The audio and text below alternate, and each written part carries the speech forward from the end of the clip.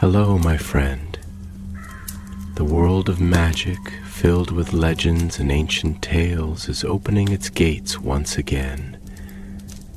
Tonight, in the Gryffindor dormitory by the crackling fireplace, I will share another story with my friends. Join us, for the magic is about to come alive. The air around Hogwarts carried a strange chill. That autumn, sharper than the usual breeze that rolled down from the mountains. Even the castle's torches seemed to burn a little dimmer, their light trembling upon stone walls that had stood for nearly 1,000 years. Students hurried through the corridors more quietly than before, whispering of strange happenings near the forbidden forest. Some said they'd heard cries in the night. Not quite human, not quite animal. Others swore they'd seen shadows moving beneath the trees, though no wind stirred their branches. James Potter, however, was not one to let rumors pass without testing them himself. From his favorite perch near the Gryffindor common room window, he gazed toward the dark line of forest beyond the Quidditch pitch. The afternoon sun glimmered weakly on his untidy hair, and his hazel eyes shone with the reckless curiosity that so often got him into trouble. "Still thinking about it, aren't you?" said Sirius Black, lounging on the sofa behind him with a grin that suggested mischief. James smirked. "About what?" Sirius threw a wadded bit of parchment that bounced off James's shoulder. "The forest. You've been staring out there every day this week. Don't tell me you believe the Hufflepuff rumor about a banshee." James turned, pretending to look offended. "Of course not. A banshee wouldn't last 5 minutes with Hagrid watching the boarders. But something's out there. Even Dumbledore's been keeping an eye on it." Sirius raised a dark eyebrow. "And how would you know that?" "Because," said James, lowering his voice, "I saw him heading toward the forest after dinner yesterday. Alone. He had that look. You know, the one that makes Filch suddenly remember he has floors to polish." Remus Lupin, sitting nearby with a thick book in his lap, looked up. "If Dumbledore's involved, then it's best we stay out of it," he said gently. Peter Pettigrew nodded eagerly, though he'd hardly heard the conversation. He was halfway through a pumpkin pasty and looked nervous at the very mention of the forbidden forest.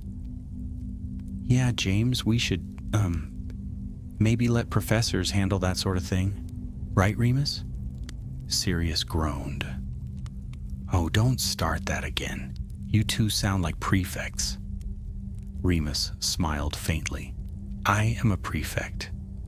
That earned a laugh from everyone, even James. For a few moments the fire crackled warmly and the castle felt like itself again. But then, as the laughter faded, a strange sound drifted through the window, faint, distant, and mournful, like the cry of some great animal in pain. The boys froze.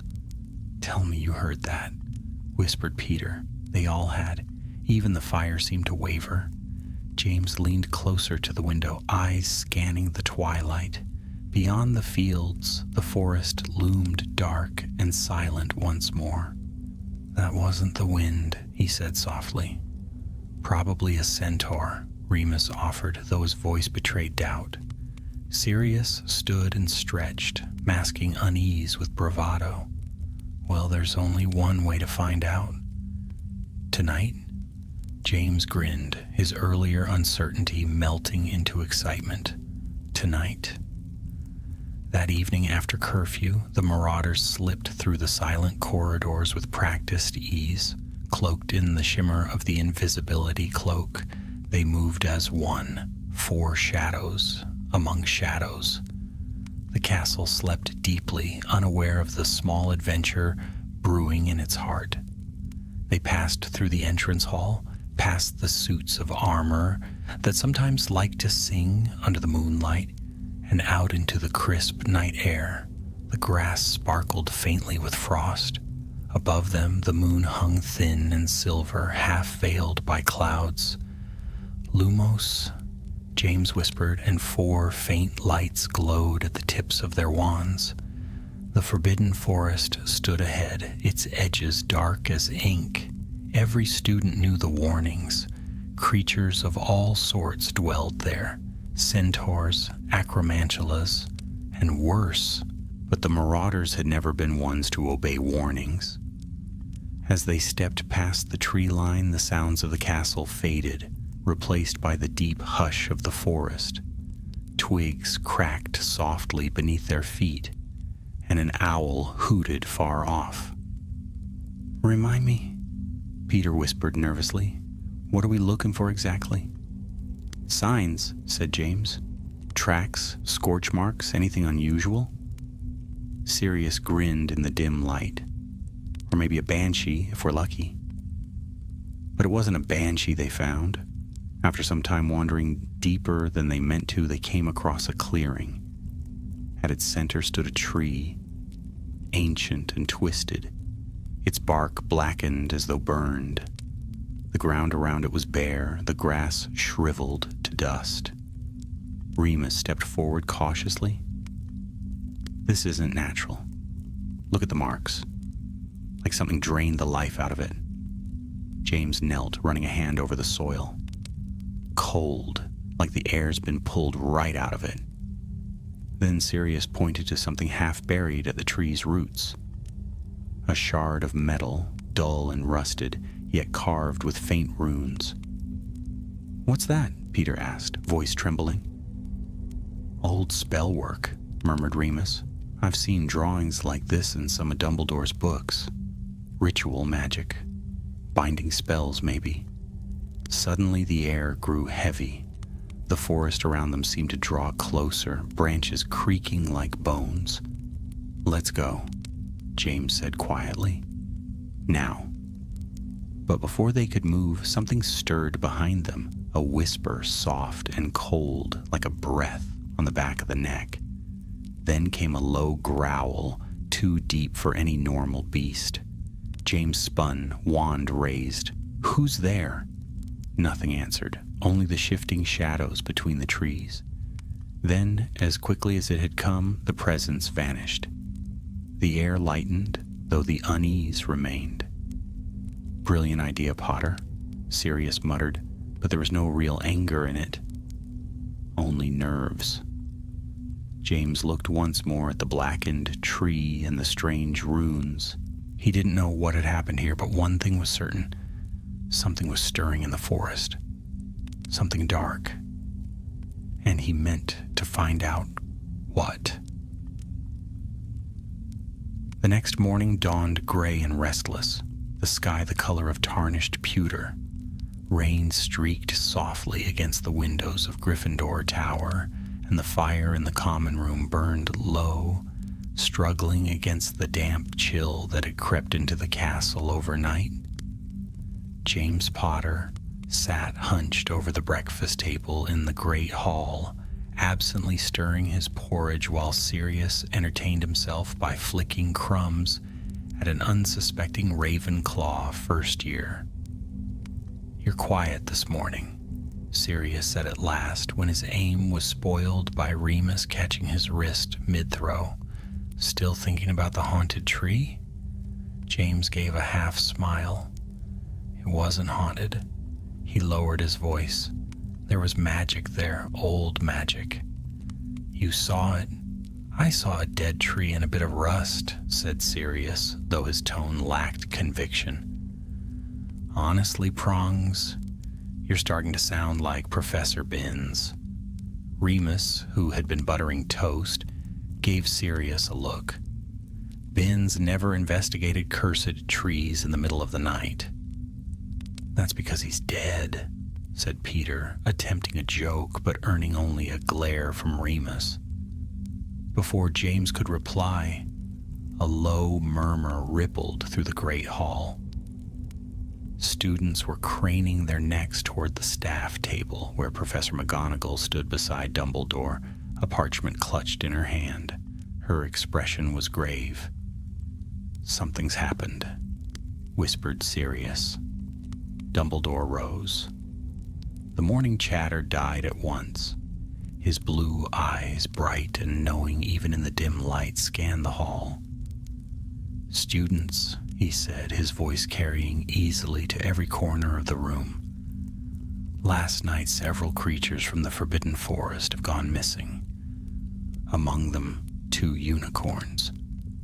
We ask that no student, under any circumstance, approaches the forest until further notice." A low gasp traveled through the hall. Even the portraits seemed to hold their breath. James exchanged a look with Sirius. 2 unicorns? That was Sirius. "Unicorns don't just disappear," muttered Remus. "No," said James. "They're being hunted." Dumbledore continued, his tone steady. "Professors Kettleburn and Hagrid will be assisting in the search. I remind you all, some magics are not meant to be meddled with.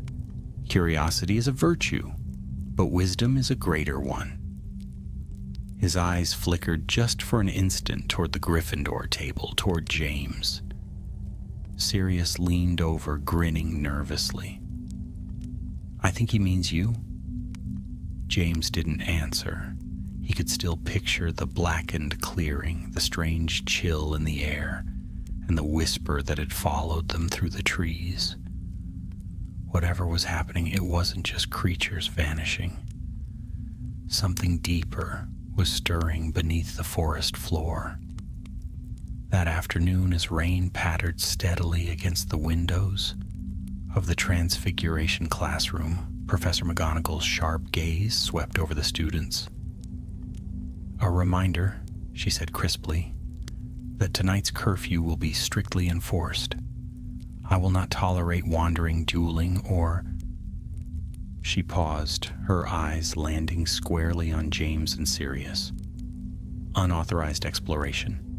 Sirius grinned innocently. "Wouldn't dream of it, Professor." James tried not to smile, but McGonagall's eyebrow rose in a way that said she was unconvinced. When class ended, Remus caught James's arm.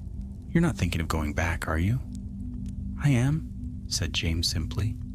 "James, Moony, listen." James interrupted, his voice low but earnest. "Something dark is out there, and it's targeting magical creatures.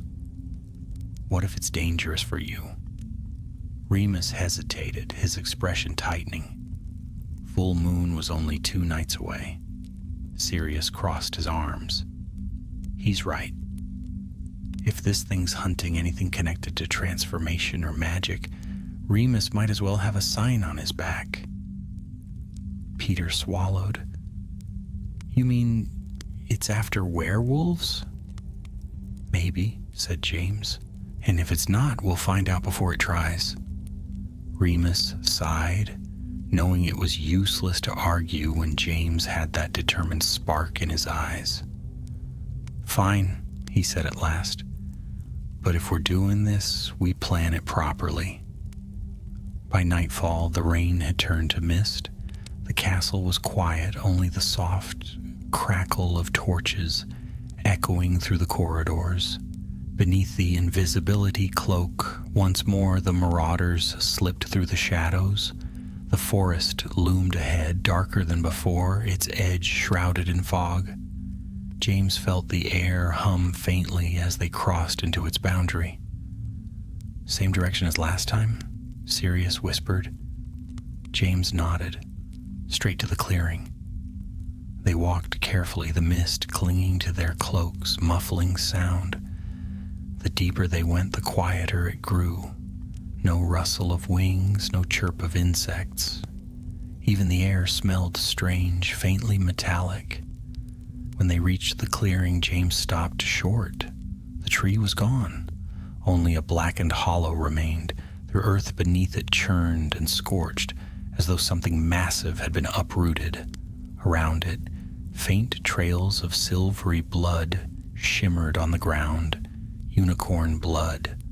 Remus knelt, examining the marks. Something tore through here, and look, the runes are burned away. Peter whimpered softly. Let's go back, please. But Sirius had spotted something glinting near the hollow. Hold on, there's something. He bent down and picked up a small object, a pendant shaped like an eye made of dark glass. Inside, faint light swirled like smoke. James frowned. That's no ordinary trinket. Remus reached out, careful. Too late. The moment Sirius turned the pendant in his fingers, the air rippled. A deep vibration rolled through the ground, and a wave of cold burst outward from the hollow. The boys staggered back as the mist thickened, swirling like a living thing. Out of it came a sound, low and broken, like the echo of a voice long forgotten. You should not have come here. Peter yelped and stumbled behind James, clutching his robes. James raised his wand. Who's there? The mist shifted, forming the faint shape of a figure. Neither solid nor ghostly, but something between. A face flickered into view, pale, hollow-eyed, and twisted with pain. Remus's voice trembled. It's not a ghost. It's bound to the forest somehow. Bound? Sirius echoed. Remus nodded slowly, piecing it together. The ritual? That's what the runes were for. Someone tried to merge their animagus form with dark magic to gain power. The figure turned its empty gaze toward them. The forest remembers the stag, the wolf, the betrayer. James's heart thudded. What do you mean? But before the spirit could answer, the mist collapsed inward with a hiss, and the pendant in Sirius's hand shattered. The forest went silent once more. The boys stood frozen, breathless. That, Sirius said finally, was not a good sign. They hurried back toward the castle, nerves raw and minds spinning. By the time they reached the safety of the grounds, dawn was breaking again. The early light touched the towers of Hogwarts, painting them gold, as if nothing at all had happened. James stopped, catching his breath. We can't tell anyone yet. Remus looked incredulous. Are you mad? That thing was talking to us. It knows about Animagi. That's exactly why we can't, said James firmly. If someone at Hogwarts performed that ritual, if they're still here, Dumbledore needs proof, and we need to find it. Sirius's grin was thin but fierce. So we hunt the hunter. Remus groaned. This is going to end terribly. Peter nodded miserably. It always does. But even as they walked back to Gryffindor Tower, their robes damp and their hearts pounding, James couldn't help the strange feeling that settled over him. Not fear, but something else. Something calling to him deep and old, like the whisper of antlers through the fog.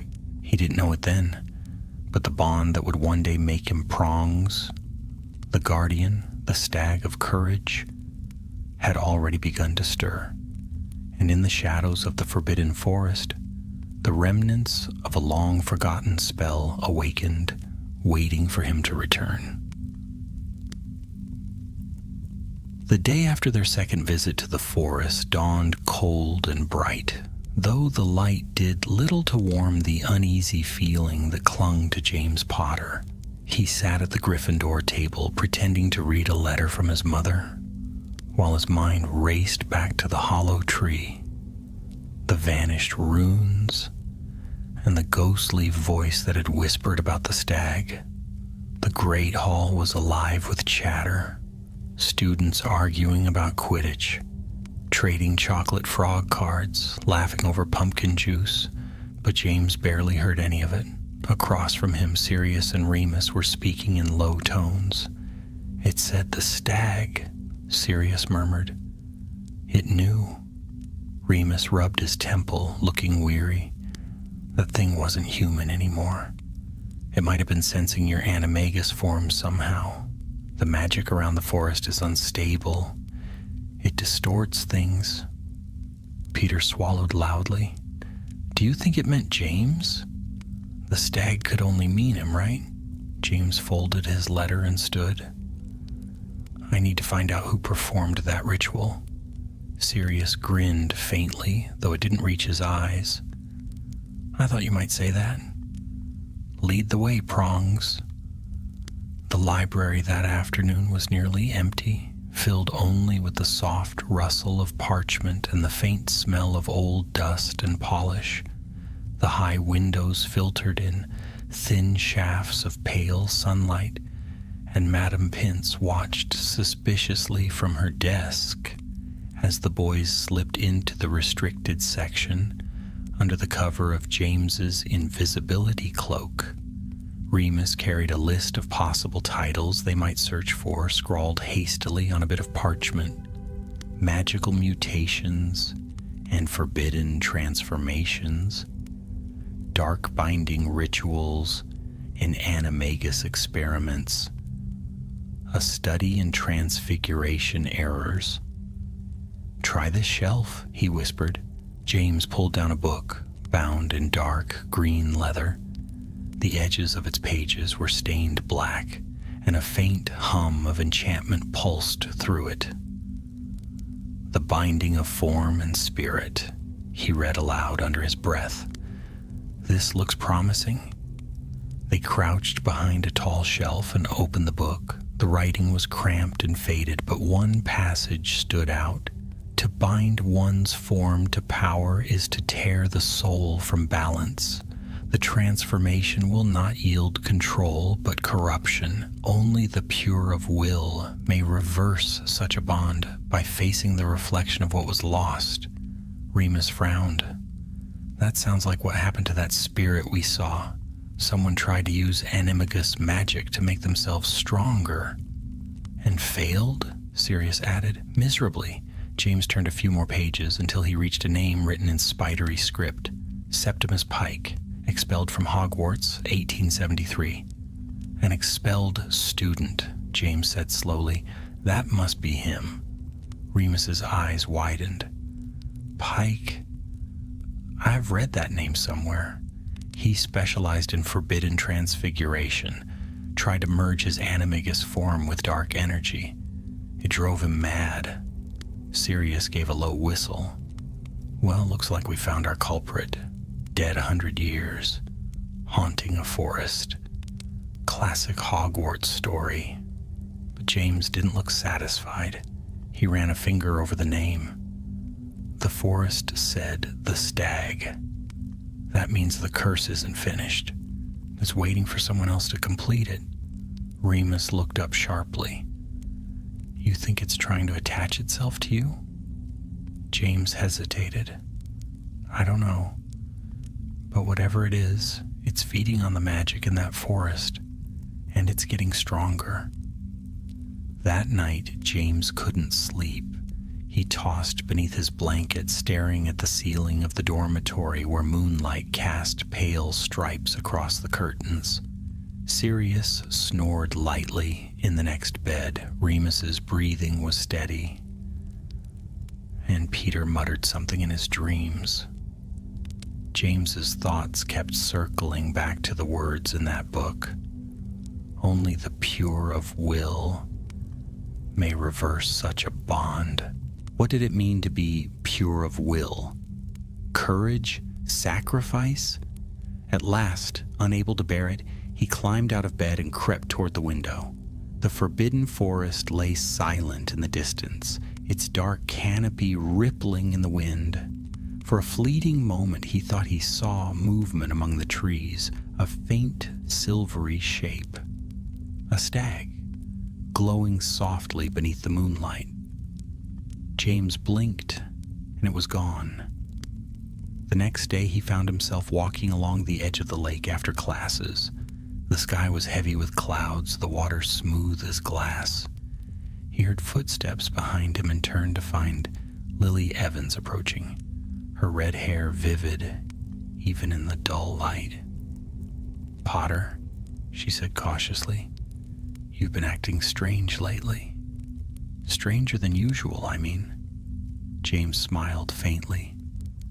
"That's saying something." Lily crossed her arms. "Don't tell me you've been sneaking into the forest again. Everyone's talking about it. Unicorns vanishing. Professors on guard duty." He hesitated. "You'd think I'd tell you if I had?" Her eyes narrowed. "No, but I can tell when you're hiding something. Just be careful, all right?" Dumbledore's worried. James nodded, watching as she walked away, her reflection rippling across the lake. Something about her concern steadied him. He glanced back at the forest and whispered to himself, "I'll be careful. I promise." But promises rarely keep when the forest calls. That evening, as the sun sank and the first stars began to glimmer, the marauders gathered once more in the common room. Sirius leaned forward, eyes alight with that familiar hunger for adventure. "We've got a name now. Septimus Pike. We can trace his work." Remus looked doubtful. "Even if we could, what then? You can't fight a curse that's tied to the land." James tapped his wand against his knee. "Maybe not, but we can find where it started." Peter shivered. "You mean go back again?" "Yes," said James, his tone firm. "But not tonight. Tomorrow. We need to be ready." The plan was simple, though dangerous. They'd use the Marauder's map to track anyone entering or leaving the forest, then follow the path of the curse to its heart. "Reckon Dumbledore already knows," Sirius said. "He's probably trying to contain it."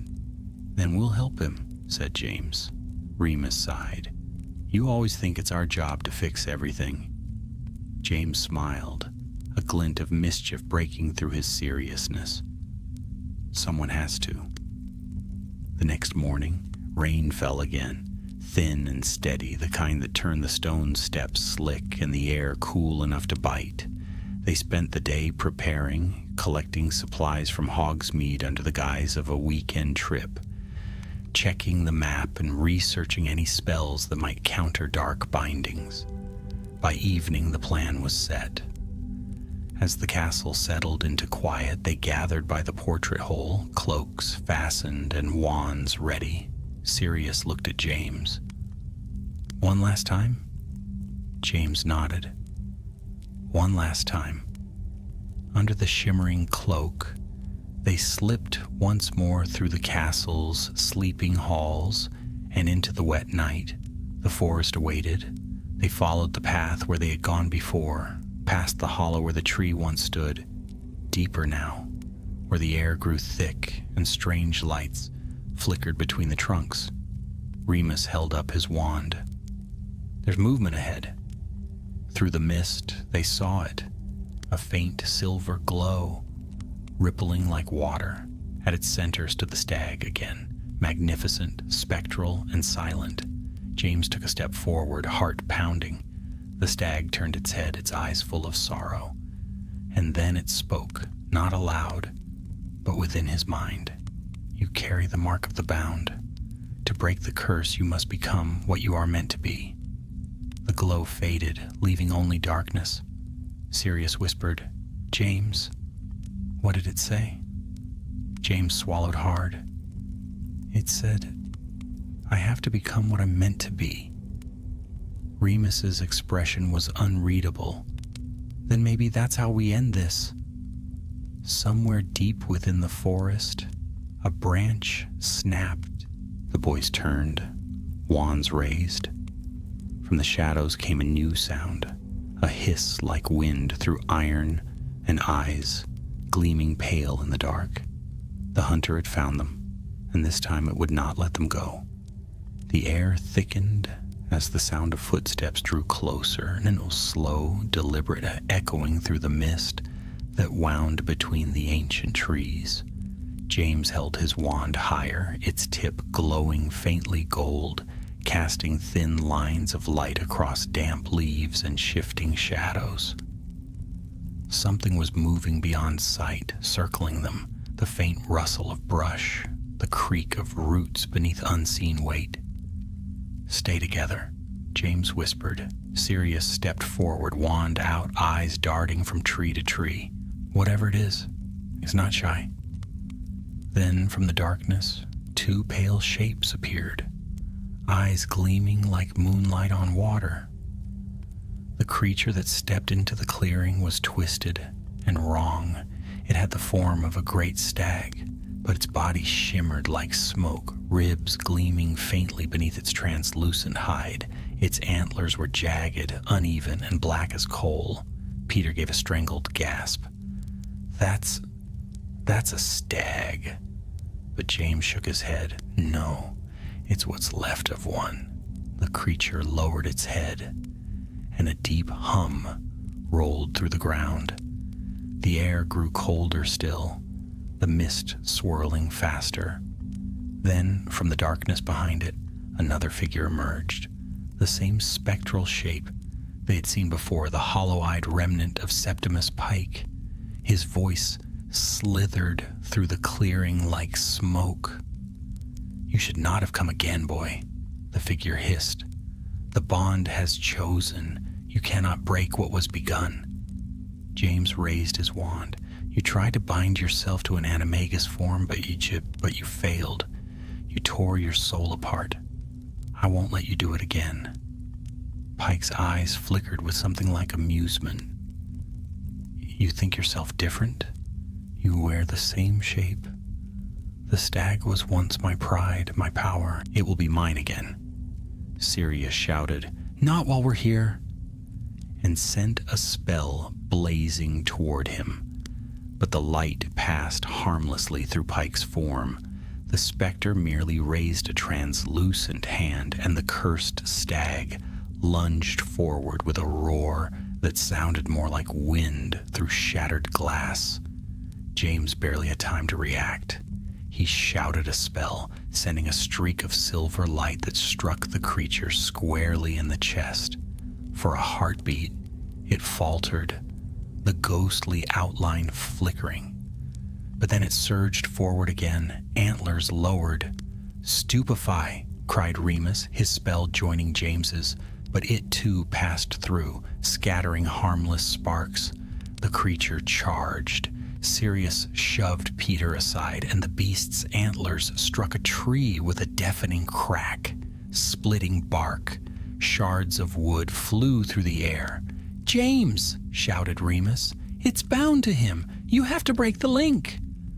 James's mind raced. The pendant, the runes, the binding. It was all connected. He turned to Pike. "You used the forest's magic to fuse your animagus form, but the forest fought back. That's why you're trapped. Half spirit, half creature." Pike's expression twisted. "And soon you will be the same." The cursed stag lunged again. James dodged left, rolling to his feet and firing another spell, Impedimenta, that slowed the creature for only an instant.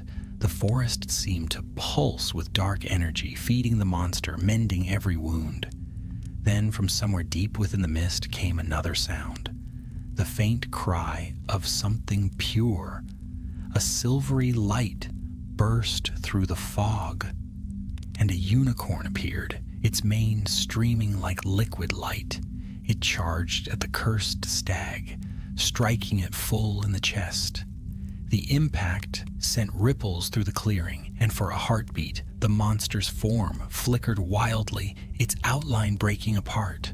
The forest roared as if in pain. "Now!" shouted Remus. "Use the spell, James." James's thoughts leapt back to the words he'd read. Only the pure of will may reverse such a bond. He raised his wand high, focusing on the creature, not on destroying it, but on freeing it. He pictured his animagus form, the stag that lived within him, strong, proud, untamed. "Finite vincula," he cried, voice ringing through the clearing. A surge of light burst from his wand, gold, not silver, bright as the rising sun. It struck the cursed stag, and for a moment everything stopped. Then came the scream, not from the monster, but from Pike. The spirit convulsed, his body twisting, unraveling into mist. "No," he howled. "It is mine. Mine." The forest answered with a sound like thunder. Light exploded outward, blinding them all. When the brightness faded, the cursed stag was gone. Only a few drifting motes of silver remained, fading slowly into the night. James stood gasping, his knees weak. Sirius and Remus rushed to him. "You did it," Sirius said, voice half laughing, half disbelieving. "You actually did it?" Remus looked around, wand still raised. "But where's Pike?" James pointed to a hollow tree nearby, its bark newly scorched. A faint shape lingered within, like smoke fading on the wind. Then, with the last whisper, Pike was gone.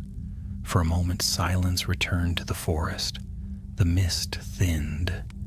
Even the air felt lighter. Peter broke the quiet with a trembling voice. "Can we please go back to the castle now?" Sirius clapped him on the shoulder. "For once, Wormtail, I agree."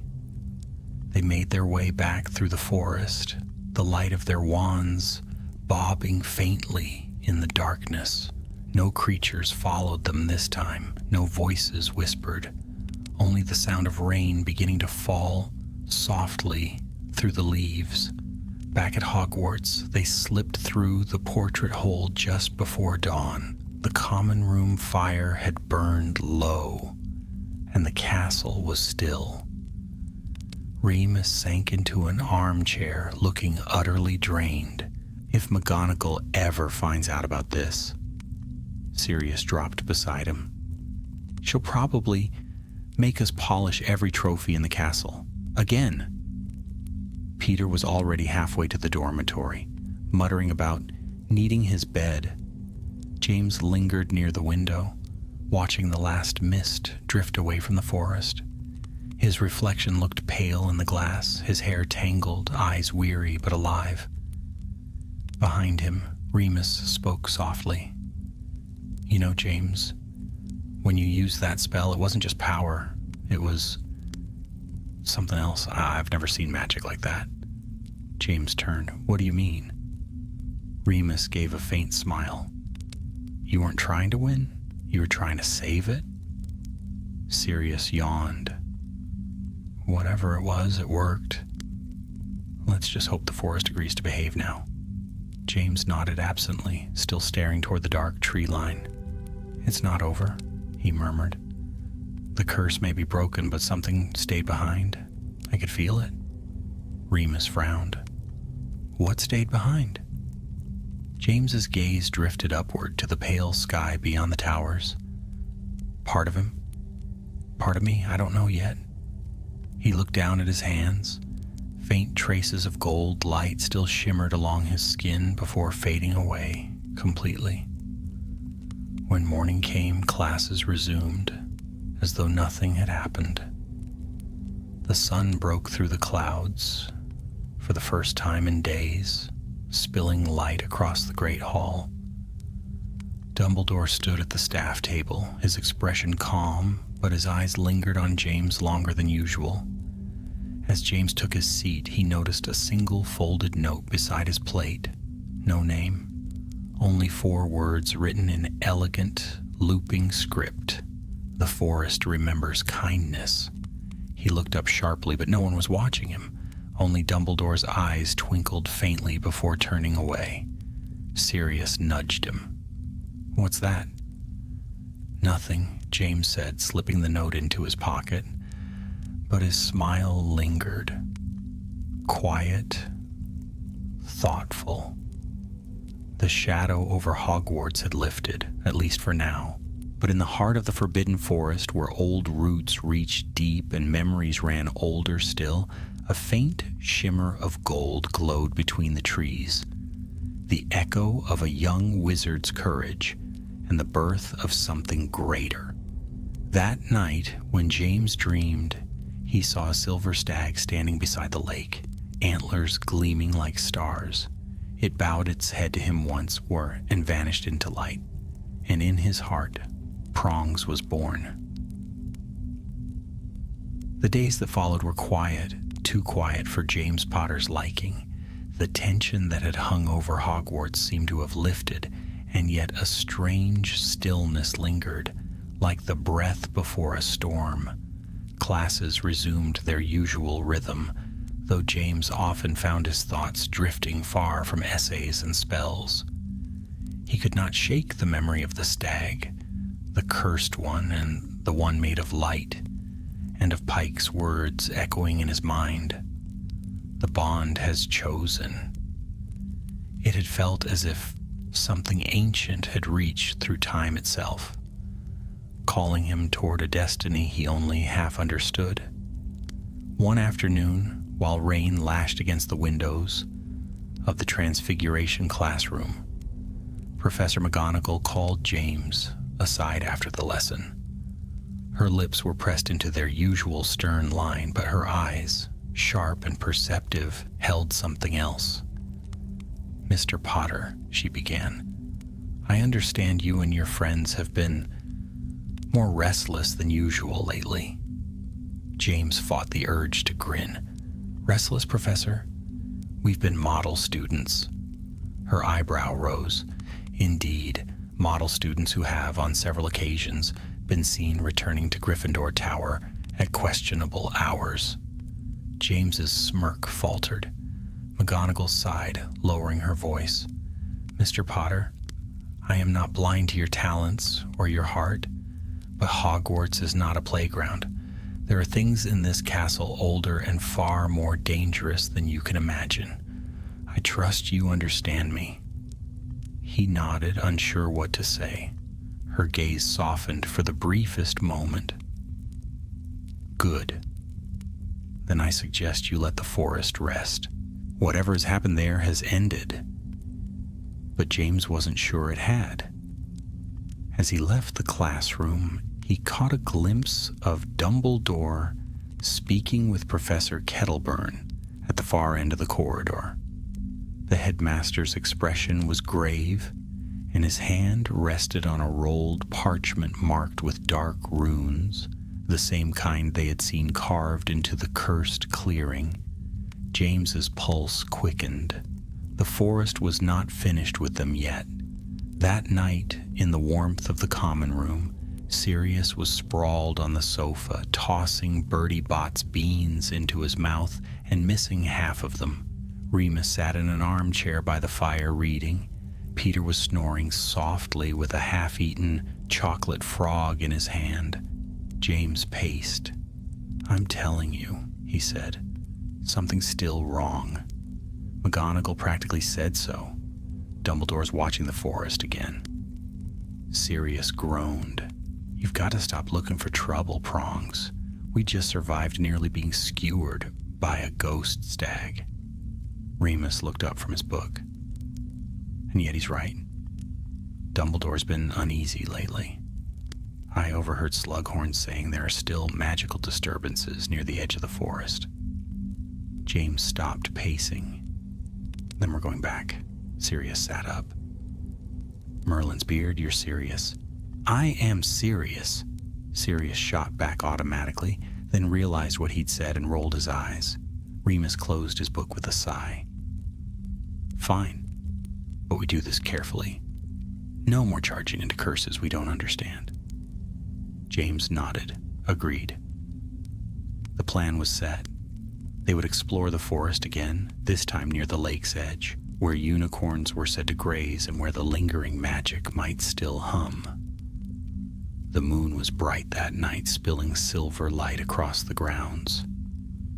The marauders slipped beneath the invisibility cloak. Moving through the silent courtyard, the map clutched in Peter's trembling hands. "Filch is in the west corridor," Peter whispered, "and Mrs. Norris is... Oh no, she's coming this way." Sirius snatched the map. "Relax, Wormtail. We'll be gone before she blinks." They crossed the lawn, the air cool and damp, and reached the shadowed border of the forest. James hesitated, glancing back at the castle. Its windows glowed faintly, warm and distant, like stars trapped in stone. For a fleeting second, he wondered if this was the last time he would see it so peacefully. "Come on," said Remus quietly. They slipped between the trees. The forest greeted them with whispers, the soft rustle of leaves, the creak of branches that seemed to shift as they passed. The path ahead glimmered faintly, lit by the moonlight filtering through the canopy. After some time, they reached a clearing by the lake's edge. The water was still, reflecting the stars and the dark fringe of the trees. The air shimmered faintly, alive with enchantment. James crouched, pressing a hand to the ground. "Do you feel that?" Sirius nodded. "Magic? Old magic?" Remus frowned. "It's different from before, not dark, just waiting." Then from the shadows across the lake, a sound echoed, a splash, followed by a low melodic hum. The surface of the water rippled. Slowly, a figure rose from the depths, tall and slender, her hair flowing like ink across the surface. "A mermaid," breathed Peter. The mermaid's eyes gleamed green in the moonlight. She regarded them for a long moment before speaking in a voice that rippled like water. "You wake what should sleep. The forest stirs because of you, child of the stag." James's heart skipped. "You know about Pike's curse? The one who broke what could not be broken now carries the echo," she said. "The forest remembers. It will test you." Remus stepped forward. "Test him? For what?" The mermaid's gaze flickered toward the trees, where faint lights began to glow, wisps of golden mist floating gently in the air. "You are bound now, James Potter. The stag walks with you. Beware the pull of what you do not understand, or the forest will claim you as its own." Then she sank beneath the water, vanishing with barely a ripple. Silence fell. The golden lights drifted slowly toward James before fading into nothing. Sirius let out a low whistle. Well, that was cheerful. James stared at the water. The reflection of the moon trembled, breaking apart as if disturbed by something unseen. "She said the forest will test me." Remus's tone was cautious. Then whatever Pike began, "It's not just gone. It's inside you." James said nothing, but as they made their way back to the castle, he could feel it, a strange energy stirring beneath his skin, a flicker of warmth that wasn't his own. The following days passed in uneasy calm. During charms, James accidentally shattered 3 teacups while practicing levitation. During Quidditch practice, he moved faster than ever before, as though the wind itself answered his command. Sirius joked that he had finally found his magic touch, but James knew better. Something was changing. That night, unable to sleep, he found himself drawn again to the window. The forest shimmered faintly under the moonlight. Then he saw it, far off, near the lake's edge, a shape of light, a stag made of pure silver, watching him from the shadows. Its gaze was calm, proud, and when James blinked, it was gone. He didn't call for Sirius or Remus. He simply stood there, heart pounding, until dawn painted the sky pale gold. Somewhere deep within, he felt the stirrings of new power, wild and unformed, like the first spark of something extraordinary. Whatever test awaited him, he knew it had already begun, and the forest, ancient and alive, was waiting for the boy who would one day be known as Prongs. Autumn waned and winter crept upon Hogwarts with quiet, deliberate grace. Frost silvered the stone steps in the early mornings, and smoke rose in curling ribbons from the chimneys. The forbidden forest, ever dark and brooding, stood like a black wall against the white horizon. Yet to James Potter, it had never seemed more alive. He could feel it now, its heartbeat, its breath, in the still moments between classes, or when he stood by the windows overlooking the grounds. Sometimes he would hear faint echoes, not voices exactly, but murmurs of magic, ancient and patient. He didn't tell anyone, not even Sirius. What could he have said? That the forest spoke to him. Still, his friends noticed. "You're drifting, Prongs," Sirius muttered one morning at breakfast, stabbing a fork into his eggs. "You've been staring into space for days. Either you're in love again or you're cursed." James gave a weak grin. "Can I be both?" Remus set down his goblet of pumpkin juice. "You've been different since that night by the lake. I can see it." James sighed, pushing his plate away. "It's like it's still with me, Mooney. The magic, the light. When I cast spells, when I move, it feels different, stronger." Sirius smirked. "You mean you've finally caught up to my level?" But Remus's expression stayed grave. "The mermaid said the forest would test you. That means it's not done. Magic like that doesn't fade. It evolves." Peter, sitting small between them, whispered, "What if it's dangerous?" James looked down at his hands. "Then I'll control it before it controls me." That night, snow began to fall, soft, endless flakes drifting over the turrets and towers.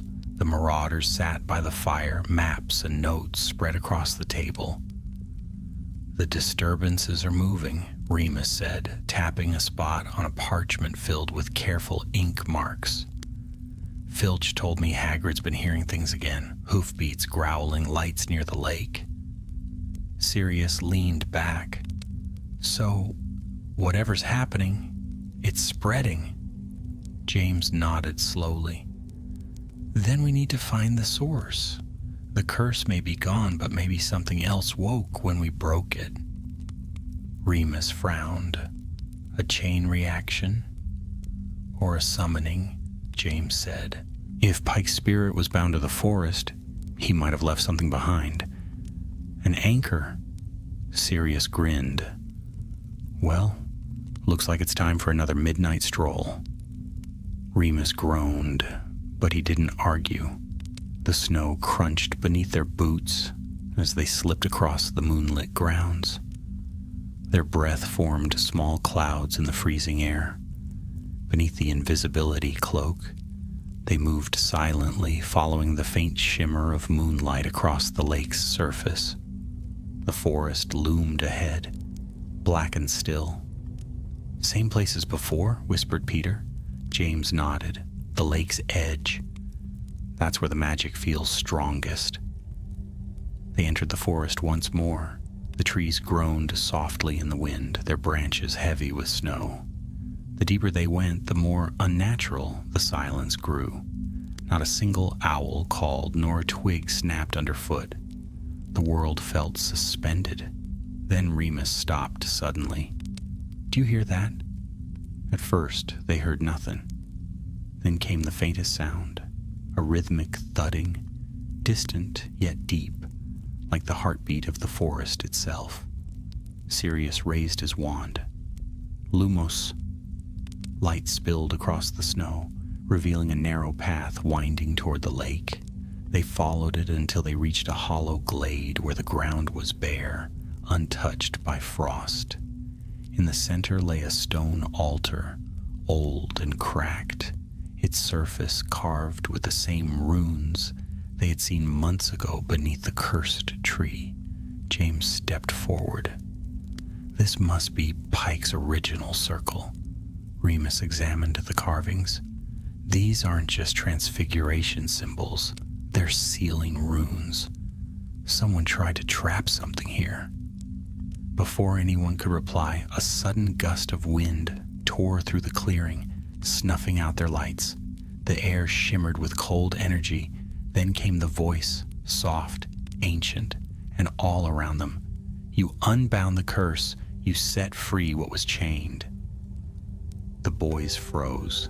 James raised his wand again. Who's there? The darkness thickened. Between the trees, shadows twisted, coiling like smoke. From them emerged a faint figure, not Pike this time, but something older, its form indistinct, its eyes gleaming faintly blue. Remus whispered, "It's not him. It's the thing he tried to control." Sirius's grip on his wand tightened. Fantastic. The curse had a curse. The figure's voice rippled through the clearing. He sought power through the forest. He gave his spirit to me. Now his debt is mine to claim. James's pulse quickened. Claim it from whom? The figure's gaze turned to him. From you, child of the stag. You bear the mark of his undoing. The air around James shimmered. He felt warmth flooding through his veins, the same golden fire that had burst from him before. His wand vibrated, glowing faintly. "James!" cried Remus. "Whatever it's doing, fight it!" He tried, but the light only grew brighter, pouring from him like sunlight through cracks. The spirit reached out, a tendril of shadow snaking toward him, and for a moment he felt the pull, cold, endless, consuming. Sirius shouted a spell, but it barely slowed the creature. The shadow wrapped around James's arm, and pain seared through him. He saw flashes, Pike, the blackened tree, the silver stag, all swirling into one vision. Then came a voice in his mind.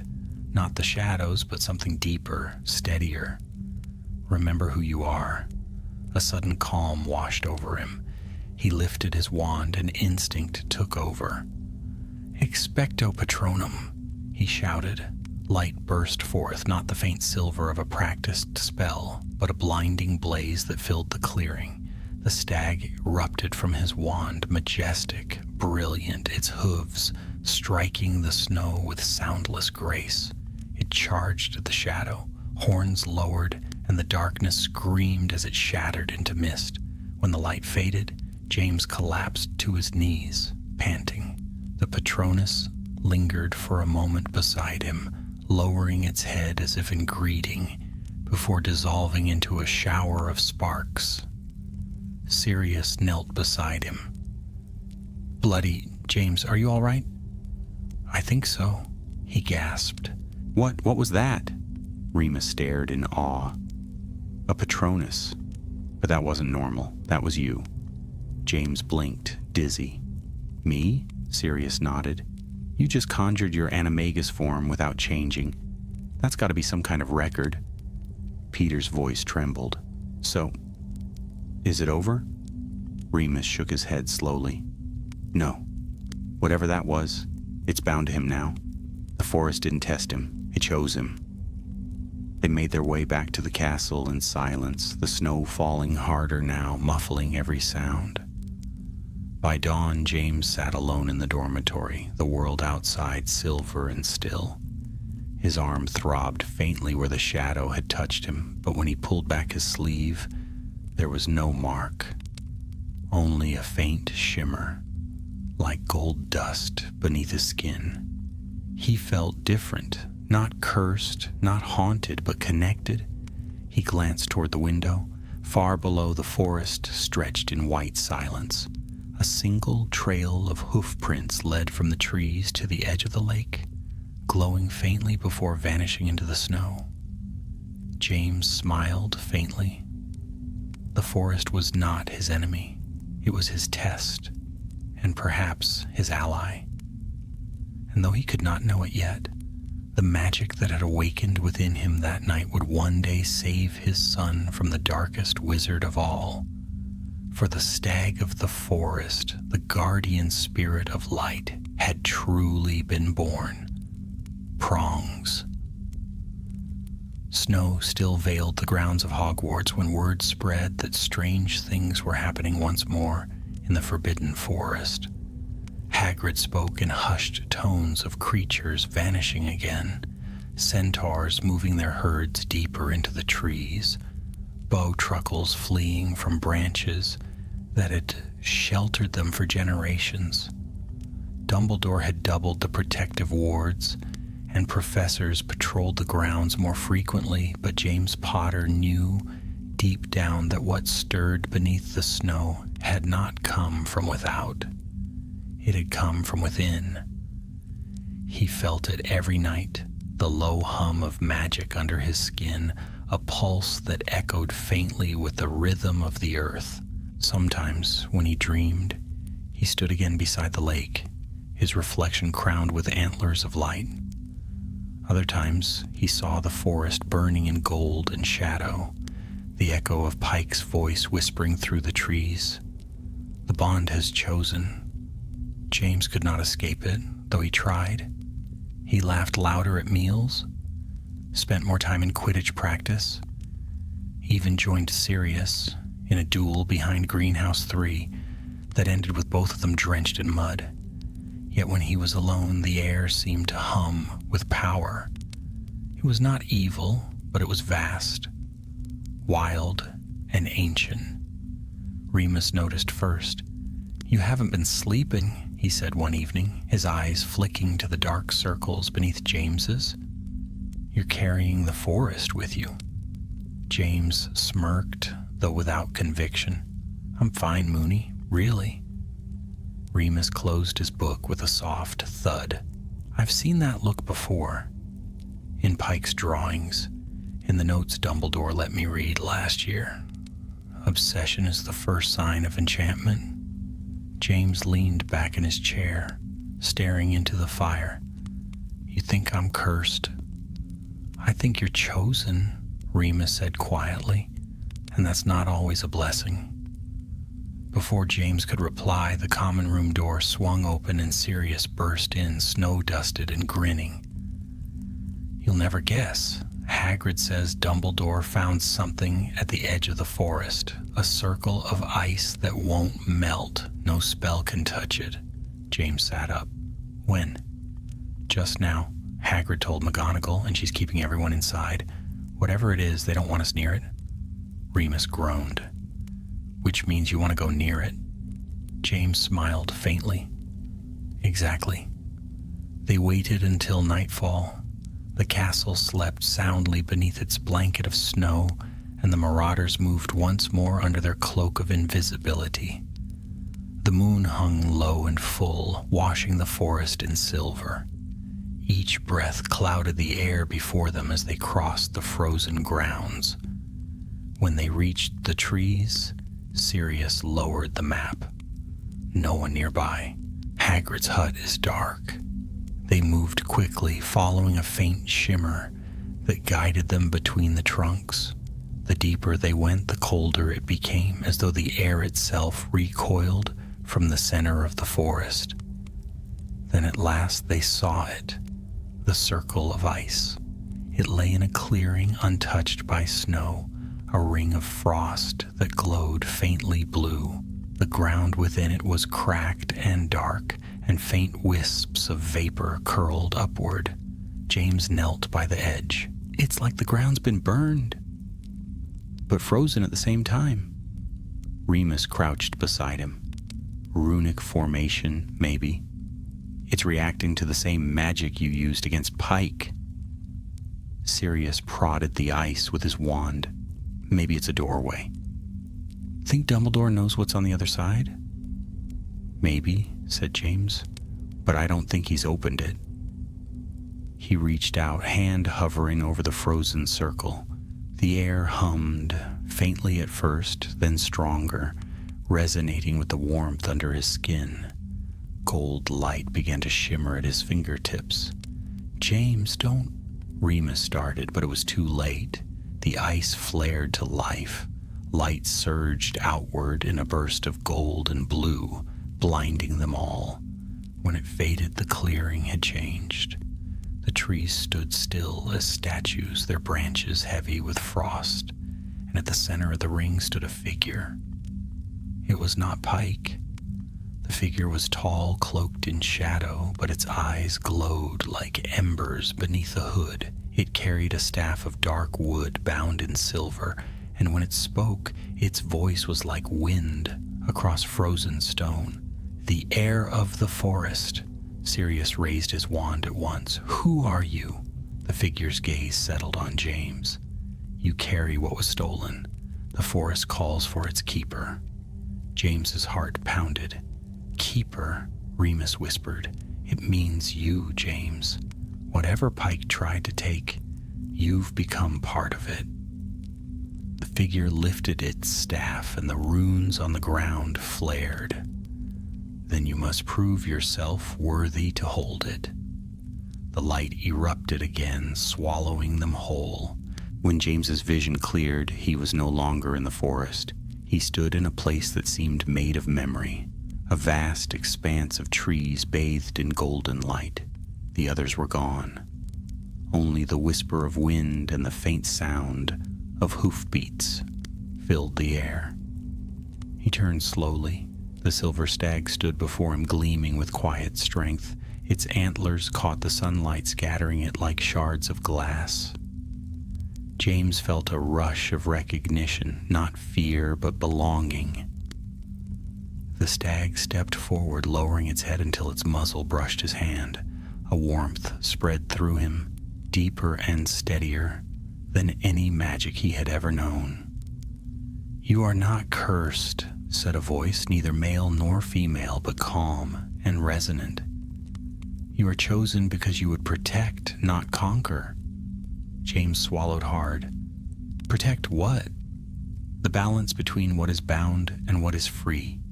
Pike sought dominion, you will seek harmony." The stag lifted its head, and for a moment James saw flashes of things yet to come. His friends running beneath the moon as animagi, the glow of Patronuses in darkness, the flash of green light that would one day end his life and yet not his legacy. He closed his eyes, overwhelmed. When he opened them again, the stag was gone. The forest was silent once more, the golden light fading into darkness. He awoke, lying in the snow. Sirius and Remus crouched over him. "James!" Sirius shook him roughly. "You've been out for minutes." Remus looked pale. "The figure's gone. The ice melted when you touched it." James sat up slowly, rubbing his temples. The forest was still, the circle was gone, the ground bare. "What happened?" Peter whispered. James looked toward the trees. "It's over," he said softly, "for now." But when he glanced down, he saw faint marks etched into the frost at his feet. 2 antlers crossing over a single line, the mark of the stag. The days that followed passed uneventfully, as though nothing had occurred. Dumbledore said little, though his eyes lingered longer on James whenever they met in the corridors. McGonagall returned to her sharp, efficient self. Even Hagrid's tales of the forest quieted. Yet James felt different. The magic no longer burned beneath his skin. It flowed calm and certain, like a heartbeat in time with his own. One evening, as the sunset turned the snow to gold, he stood by the window of Gryffindor Tower. The forest gleamed in the distance, serene and still. Sirius joined him, tossing a small piece of chocolate in his mouth. "So, Keeper of the Forest," he said lightly, "going to start wearing leaves in your hair?" James laughed, the sound rich and unburdened. "Not today." He turned back to the window. Far below, a silver shape moved among the trees, a stag, bright as moonlight, glancing up at the castle before vanishing once more into the woods. James smiled. The bond remained, but it no longer frightened him. It was a promise, one of courage, of guardianship, of light that would endure even in shadow. And though he did not yet know it, the name Prongs would become more than mischief and magic. It would become legend. Winter's grip lingered well into March. Snow turned to sleet, and the once white grounds of Hogwarts became rivers of slush that gleamed like silver beneath the thin sunlight. Classes were harder to focus on now, though not because of exams or essays.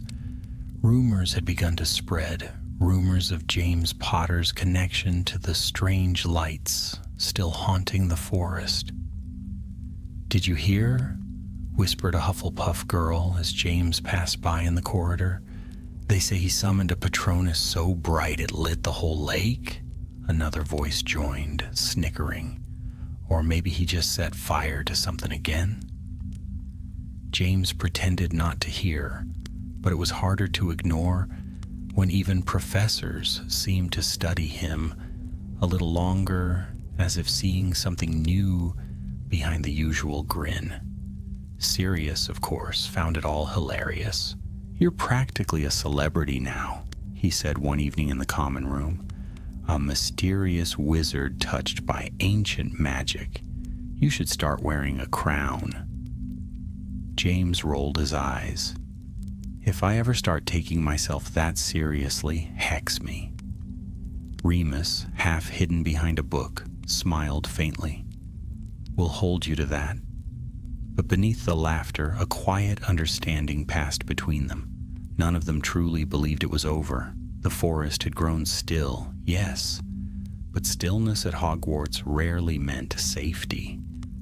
2 nights later, Dumbledore summoned James to his office.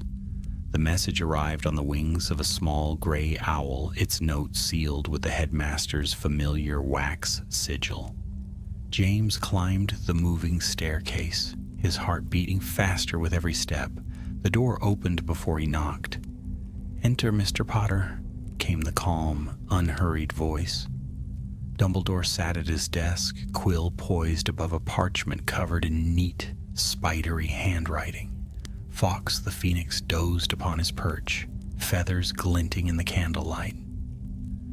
"Sit, please," said Dumbledore, gesturing to the chair opposite him. "Lemon drop?" James shook his head, too anxious to eat. Dumbledore studied him for a long moment, eyes glimmering behind half-moon spectacles. "You have been busy this term," James swallowed. Yes, sir." The headmaster smiled faintly. "Do not worry. I am not here to punish you. Quite the opposite, in fact. I am here to understand." He leaned back, folding his hands. "Tell me, James, what did the forest show you?" James hesitated. He could have lied, but something in Dumbledore's expression, the quiet patience, the faint sadness, made honesty seem the only choice. So he told him everything about Pike's curse, the ghostly stag, the mermaid's warning, the frozen circle, and the golden light that had bound itself to him. Dumbledore listened without interruption, only nodding slowly now and then, his eyes never leaving James's face. When James finished, silence filled the office, broken only by the soft crackle of the fire. At last, Dumbledore said, "You understand, of course, that magic such as this is older than Hogwarts itself. It belongs to the wild magic, the kind that predates our wands, our spells, even our understanding. It chooses whom it will." James frowned. "Then why me?" "Because, Dumbledore said softly, "you faced the darkness with compassion rather than greed. Pike sought to master the forest. You sought to save it. That is what the magic saw." He rose, pacing slowly toward the window, where snow drifted beyond the glass. "Do you feel it still?" "Yes," said James quietly. "All the time?" Dumbledore nodded. "Then learn from it, but do not let it rule you. Magic, even the purest kind, hungers for purpose. Give it one, or it will find its own." The words lingered in James's mind long after he left the office. Spring crept over the castle at last, melting the frost and filling the air with the smell of damp earth and blooming grass. The forest, though still vast and mysterious, no longer felt threatening. Its edges shimmered with gentle energy, as if acknowledging its new keeper. For the first time in months, James allowed himself to relax. He spent his afternoons on the Quidditch pitch again, the wind in his hair and the sun on his face, laughing with Sirius as they raced through the clouds. Sometimes, as he soared above the lake, a faint silver shape would flicker beneath him, the shadow of a stag running on water. It felt like freedom, yet peace at Hogwarts never lasted long. One afternoon, as the marauders crossed the courtyard, they found Lily Evans waiting by the fountain, her expression unreadable. "Potter," she said, arms crossed. "Can we talk?" Sirius gave a mock bow. "Ah, the lovely Miss Evans." She glared at him. "Alone?" James raised an eyebrow. "I'll see you in the common room," he told the others. Sirius winked. "Try not to get hexed." When they were gone, Lily turned back to James. "I heard about what happened with Dumbledore, about the forest." James's stomach tightened. "Who told you that?" "Remus," she admitted. "Don't be angry. He was worried. We all are." "I'm fine," James said quickly. Lily's green eyes narrowed. "You're not." "I can see it, James. Something's changed in you.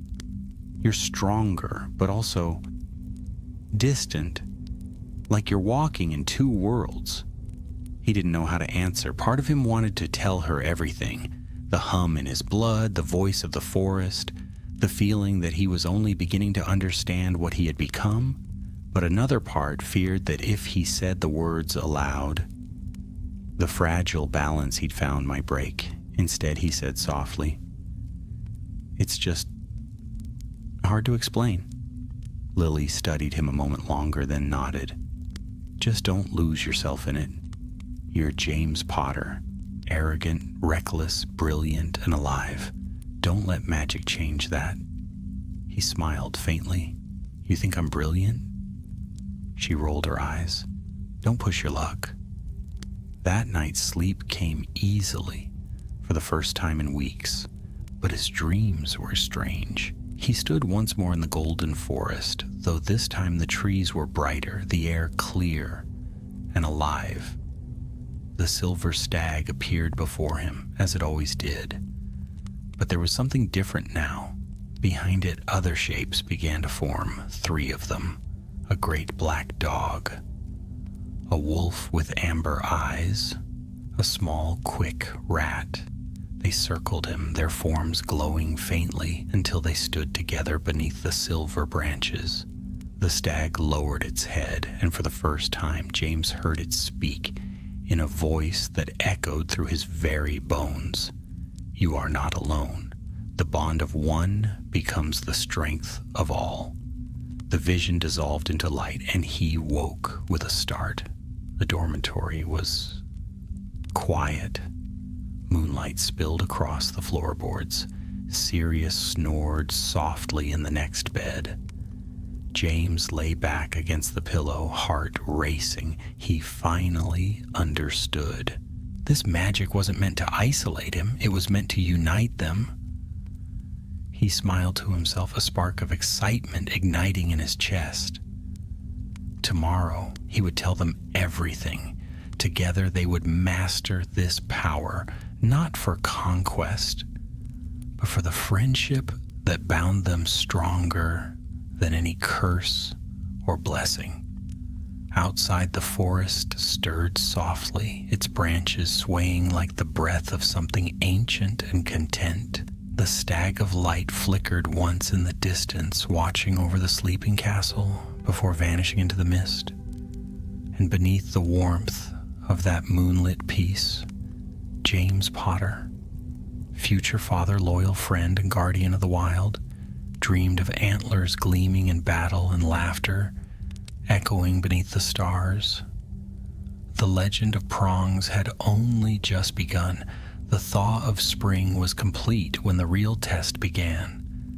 The lake no longer shivered with ice, and the castle's windows stood open to the sound of birdsong, but James Potter, even amid laughter and Quidditch and the bright skies of April, felt a tension beneath it all, a whisper in the air, that something was coming. It began subtly, a tremor in the wands during charms practice, a candle flickering blue in the great hall, Hagrid's boarhound, Fang, howling for no reason at midnight. The forest had grown restless again, though its restlessness felt different this time, less like menace, more like warning.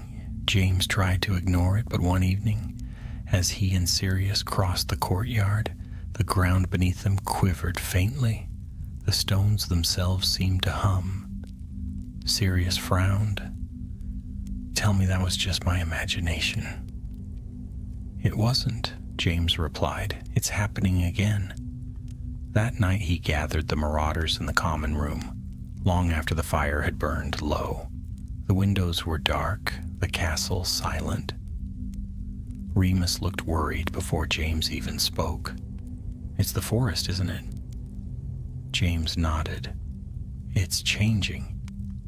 The energy, it feels alive, like it's calling."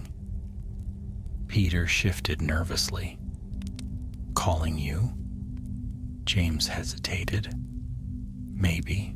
Or all of us." Sirius leaned forward, his eyes gleaming with that familiar reckless spark. "Then we answer. We faced worse, haven't we?" Remus sighed. "We haven't faced the forest itself."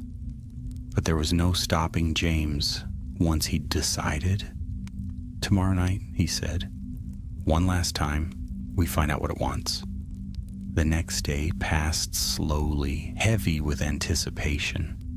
Even classes felt different, the air charged with tension that only James seemed to sense. Professor McGonagall gave him a sharp look as he stumbled over an easy spell. "Concentrate, Mr. Potter," she said, her tone brisk. "Yes, Professor," James muttered, but his thoughts were already elsewhere. After dinner, as dusk settled over the castle, the marauders met by the portrait hole. Sirius carried the invisibility cloak. Remus had the marauder's map tucked inside his robes. Peter trailed close behind, clutching his wand like a lifeline. "Ready?" James whispered. "Always," said Sirius. They slipped from the castle like shadows. The night air was cool and clear, the scent of earth rising from the thawing ground. The moon hung above them bright and watchful. When they reached the forest, a soft mist clung to the roots and brambles. It was not like before.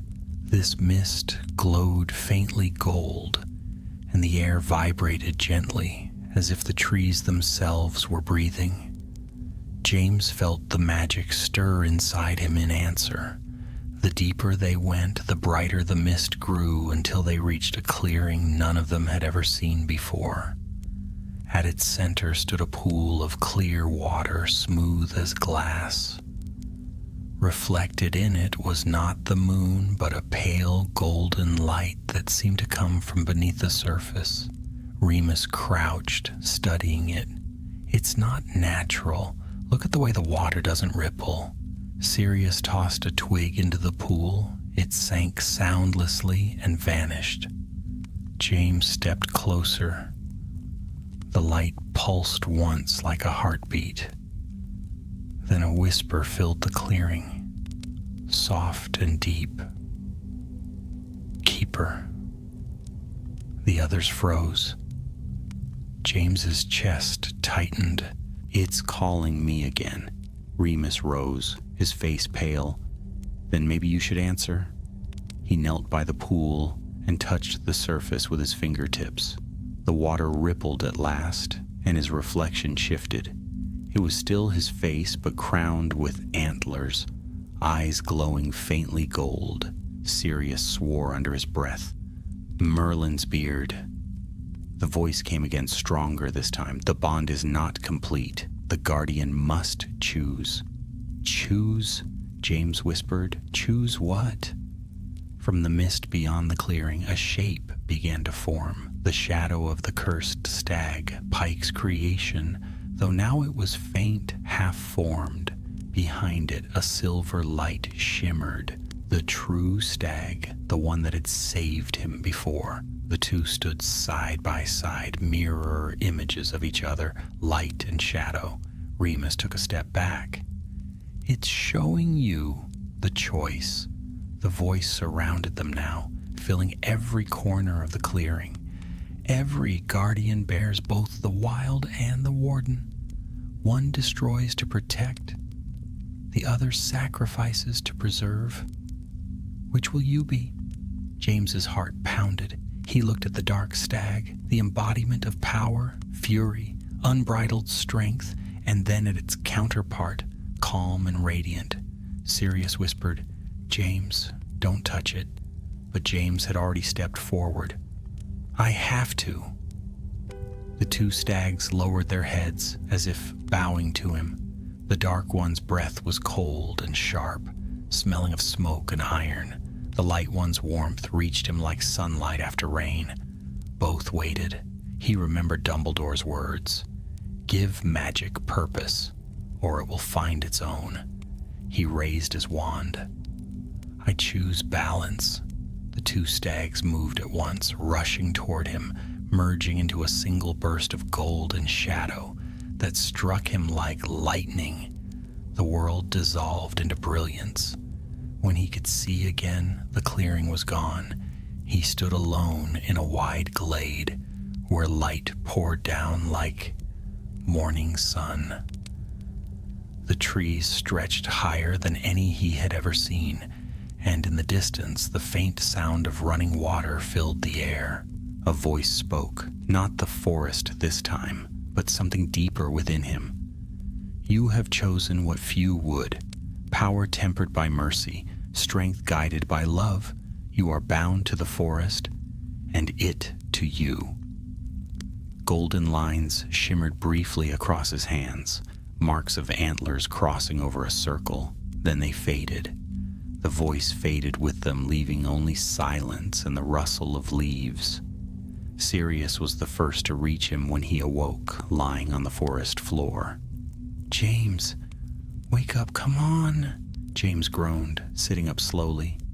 The mist was gone, the pool was gone, only the faint scent of flowers lingered. "What happened?" Remus asked.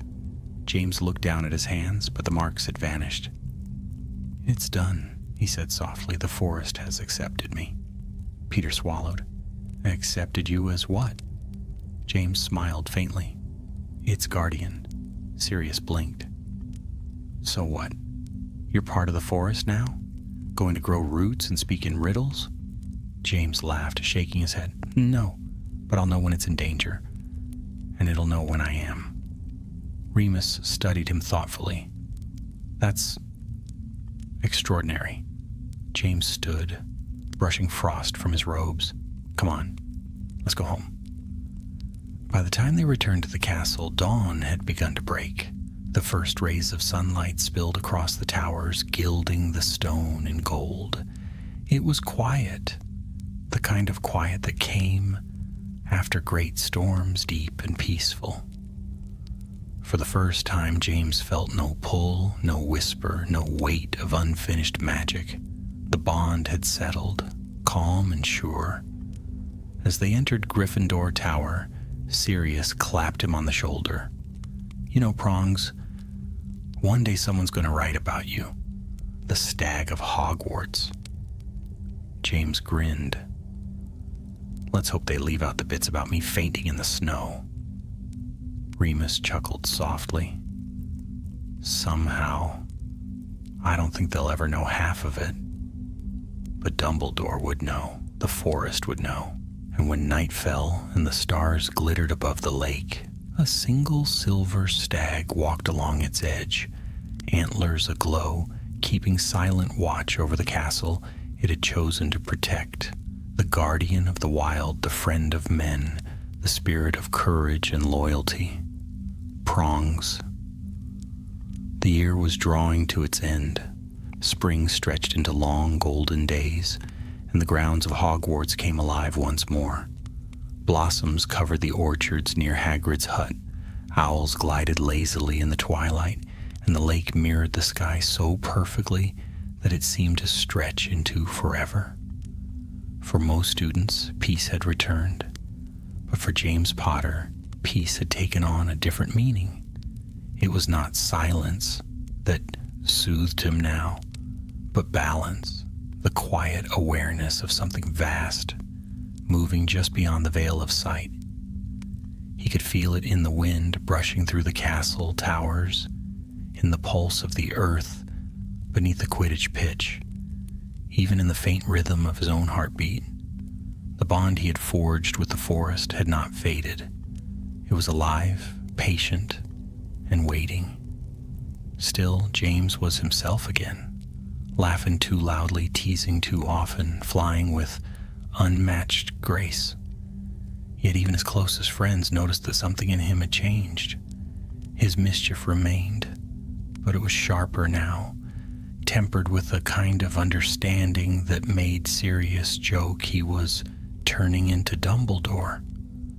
One evening, as the sun sank low and the shadows stretched long across the lawns, James and Sirius sat by the lake, skipping stones and watching the ripples fade.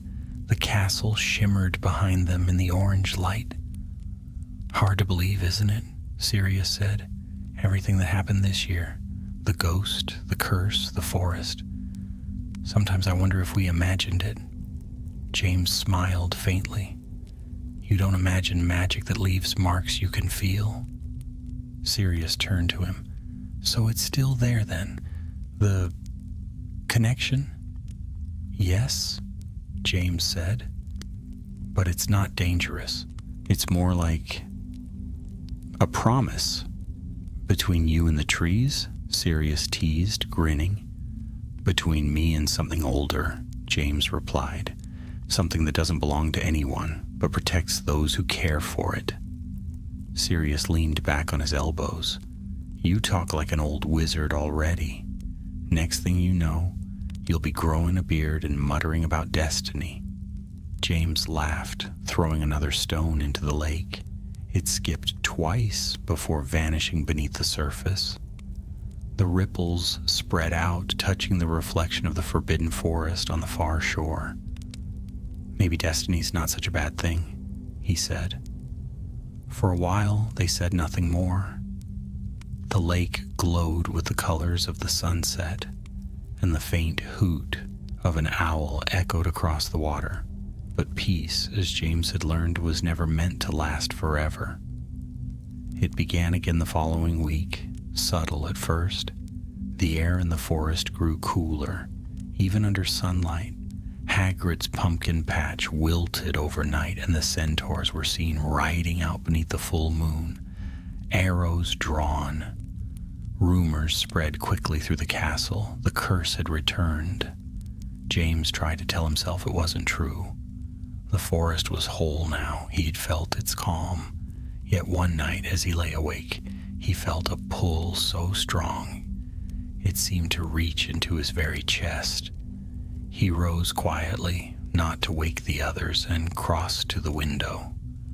Moonlight poured across the grounds, and at the forest's edge, he saw it, a shimmer of gold, not faint this time, but blazing. He didn't hesitate. The air was thick with mist when he reached the trees. The glow led him deeper and deeper until the sounds of the castle faded behind him. Soon he came to a glade he did not recognize. At its center, a single figure stood waiting. It was the stag, but it was not the same as before. The creature's body blazed with light, its antlers crowned with fire, its eyes, calm, ancient, fixed on him with a gaze that pierced straight through. "Why have you called me?" James whispered. The stag stepped forward, its hooves leaving faint prints of gold upon the ground. A voice, low and resonant, filled the air, though no mouth moved. "The bond is forged, but the guardian's test is not done. The forest is not the only realm that remembers. Darkness has begun to stir beyond these trees." James's breath caught. "What do you mean?" "There are those who would awaken what sleeps, Old magic like that which claimed Pike, you have been chosen to stand when it rises again. The stag's form wavered, its light dimming slightly. Stand against who? James demanded. Against all who would twist life for power. A chill ran through him. I'm just a student. The stag inclined its head. You are more than that. You are the proof that courage does not come from mastery, but from mercy. Remember that when shadow seeks you. Before he could reply, the light flared once more, and the stag dissolved into mist, leaving behind a faint trail of golden sparks that drifted upward like fireflies. When James returned to the castle, the dawn was breaking over the hills. The corridors were empty and still, and yet the castle seemed to hum faintly with life, as if it too had heard the warning. He slipped back into the dormitory. Sirius was awake, sitting on the edge of his bed, hair tousled, eyes sharp. You were gone. James didn't deny it. You saw something again, didn't you? Sirius said quietly. James hesitated, then nodded. The stag. Sirius leaned forward. What did it say? James's voice was low. That it's not over. That something worse is coming. Remus stirred from his bed, half awake. Something worse than a cursed forest? James met his gaze. Something beyond it. Sirius cursed under his breath. Brilliant. And what are we supposed to do about that? James smiled faintly. What we always do. Stand together. Remus sat up fully now, rubbing his eyes. You really believe this isn't over? James nodded. I don't just believe it. I can feel it. The following weeks passed quietly, but beneath the calm, there was unease.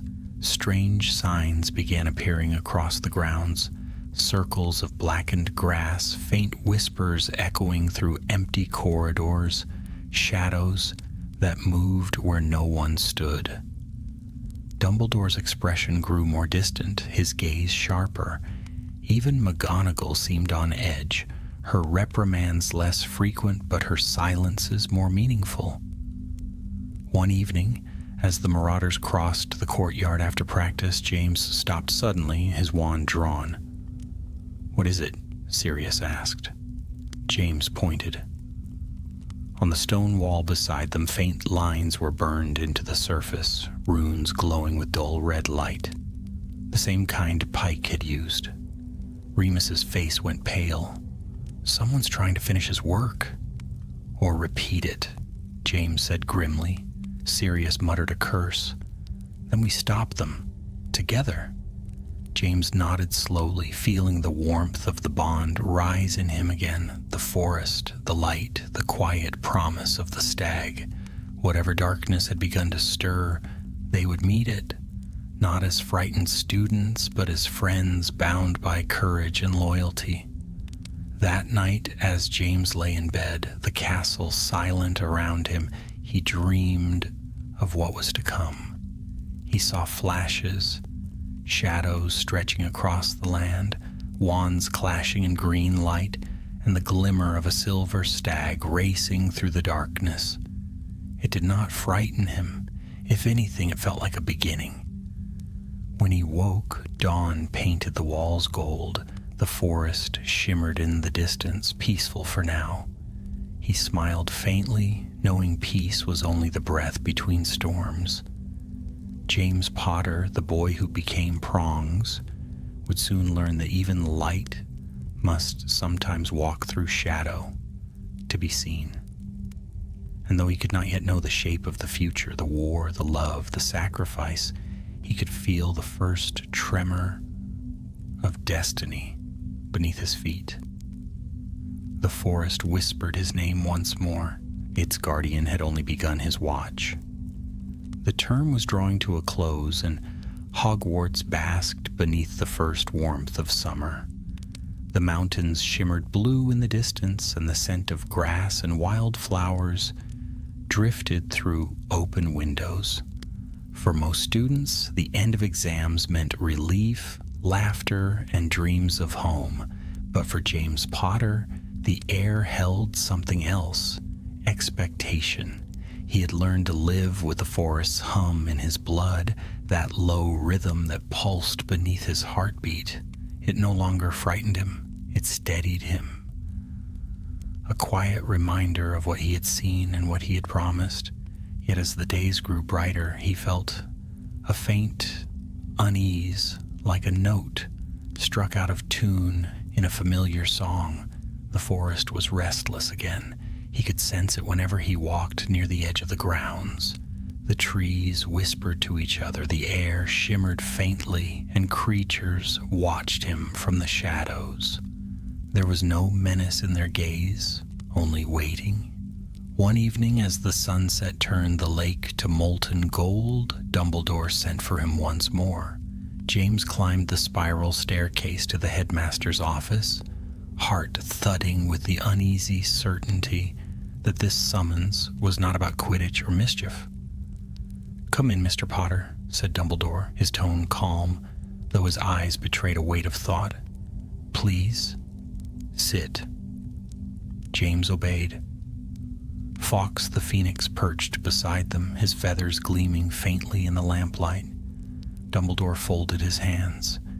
"You have felt it, I think, the stirrings of unease." "Yes, sir," said James. "The forest feels different, like it's watching." "It is," Dumbledore replied softly. "Magic that old does not sleep for long. When it chooses a guardian, it binds not only to the heart, but to the fate. You have restored balance, but balance must always be tended." James frowned. "So it's not over?" Dumbledore smiled faintly. "Few things worth doing ever are." He stood and turned toward the window, where the last light of day painted the forest in fire and shadow. "You will leave Hogwarts one day, James, but the bond you have forged will not fade when you pass beyond these walls. You carry it within you now, the courage of the wild, the mercy of the protector. These are not small gifts." He looked back, his blue eyes kind but piercing. "Use them well." James swallowed. "I will, sir." "I believe you will," Dumbledore said. "But beware. Power is a mirror. It shows you who you truly are. Keep your heart open, even when the world tries to harden it." James nodded, unsure what to say. "Good," said Dumbledore. "Now I suspect your friends are plotting something in the common room, and you'd best be there to prevent it." The common room was alive with noise when James returned. Sirius was sprawled across the sofa, arguing with Remus over the best way to enchant Filch's broom, while Peter nervously kept watch near the portrait hole. "Prongs," Sirius called. "Where have you been? McGonagall finally catch you for that trick with the enchanted snitch?" "Not this time," James said, grinning. Remus looked up from his notes. "Dumbledore." James nodded. "He knows everything about the forest, the bond, everything." Sirius whistled. "And?" "He told me to keep my heart open." Sirius raised an eyebrow. "That sounds like something he tells everyone." "Maybe," said James, "but I think he meant it." Remus studied him carefully. "You seem lighter, somehow." James smiled faintly. "Maybe I am." They stayed up late that night, laughter echoing beneath the high-arched ceiling. The fire burned low, and for a while everything felt ordinary again. 4 friends, reckless and alive, with the world ahead of them. The following morning, James woke early. The castle was still, the corridors filled with the faint golden light of dawn. He dressed quietly, leaving his wand behind, and walked down through the grounds toward the lake. The grass was cool beneath his boots, heavy with dew. The forest loomed ahead, vast and silent. He stopped at its edge, feeling the old power stir as he drew near. "I know you're there," he he said softly, and then it appeared. The silver stag stepped from between the trees, its form radiant in the morning light. It bowed its great head, antlers gleaming, eyes calm and knowing. James smiled. "You've been quiet." The stag's voice filled his mind like the whisper of wind through leaves. "Because the storm has passed, the forest remembers your courage, but the world beyond will need it soon." James's chest tightened. "What do you mean?" "Darkness grows beyond these walls, not of the forest, but of men. You will face it as all guardians must. When the time comes, remember what you are." He nodded slowly. "And what am I?" The stag stepped closer. "You are Prongs, the protector, the heart that stands between shadow and light. The forest will walk with you wherever you go." It brushed its muzzle against his hand, warm and real. Then, as the first rays of sunlight touched its coat, the stag dissolved into golden light and was gone. James stood for a long while, watching the forest shimmer. The day of departure came at last. Trunks thudded down the castle steps. Owls wheeled overhead, and laughter filled the air as students said their goodbyes.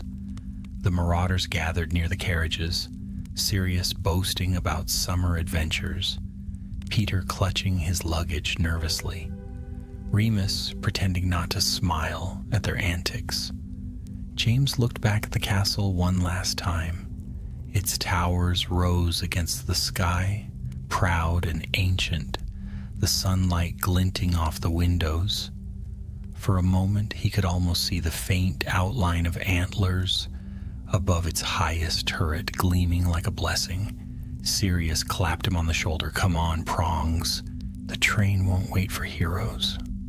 James laughed and followed him, the echo of the forest still humming in his heart. As the carriage rolled away, the wind stirred through the trees, carrying the scent of pine and sunlight. The forbidden forest stood watching, patient and eternal. Somewhere within its depths, a silver stag moved quietly between the shadows, its eyes reflecting the light of a new dawn. The bond between them remained, guardian and guide, boy and spirit, woven into the very heart of Hogwarts itself. And though war would one day darken those bright days, though courage would be tested and lives forever changed, the memory of that light would endure. The stag of the forest, the protector of friendship, would live on in every act of bravery, in every spark of love that refused to fade. For magic, true magic, does not end. It waits, silent, patient, eternal, until courage calls it again. And so it was that James Potter, the boy who laughed louder than fear and loved stronger than fate, left Hogwarts for the first time, carrying within him the ancient light of the wild.